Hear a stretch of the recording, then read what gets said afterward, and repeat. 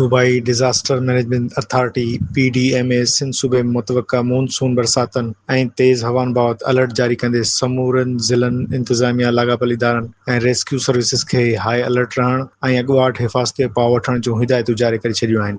Director general PDMA Sindh Syed Salman Shah चयो आहे त पाकिस्तान मौसमियात खाते मूजिबि अरबी समुंड मां ईंदड़ मज़बूत मॉनसून हवाउनि सबबि सिंध जे मुख़्तलिफ़ ज़िलनि में अॼु खां 25 जुलाई ताईं गजगोड़ सां गॾु बरसात जो इम्कान आहे। हिन चयो त हैदराबाद, थरपारकर, उमरकोट, मीरपुर ख़ास, बदीन, सांगा, टिंडमोत खान, टंडोलियार, मटियारी, जामशोरो ऐं शहीद बेनज़ीराबाद में कुझु हंधनि ते तेज़ बरसात मुतवक़ा आहिनि, जॾहिं त घोटकी, कशमोर, जैकोबाद, शिकारपुर, सखर ऐं खैरपुर में हल्के खां विचोले दर्जे जी बरसात जो इम्कान आहे। लाड़काणे, नौशहर फिरोज़ ऐं ठटे में अॼु ऐं सुभाणे गजगोड़ सां गॾु बरसात पवण जी अॻकथी कई वई आहे।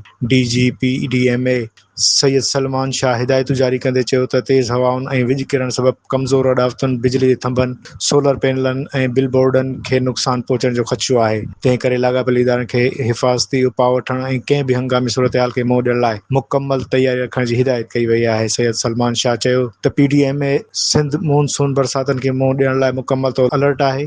डी-वाटरिंग, पंपिंग ऐं ॿियूं ज़रूरी मशीनूं ऑपरेशन लाइ तयारु रखी वियूं आहिनि, जॾहिं त ॿोर जे ख़दशनि खे नज़र में रखंदे हेठाहिनि वारनि इलाइक़नि जी निशानदही पिणु कई वई आहे। हिन चयो त जेकॾहिं कंहिं बि इलाइक़े में अहिड़ी सूरतहाल पैदा थी त डी-वाटरिंग मशीनरी खे फौरी तौर मुतासिर हंधनि ॾांहुं मुंतक़िल कयो वेंदो। हिन शहरियुनि खे अपील कई त ख़राब मौसमी हालतुनि दौरान गैर ज़रूरी सफ़र खां पासो कनि, बिजली थंभनि ऐं कमज़ोर इमारतुनि खां परे रहनि ऐं पंहिंजी हिफ़ाज़त लाइ सरकारी हिदायतुनि ते अमल कनि।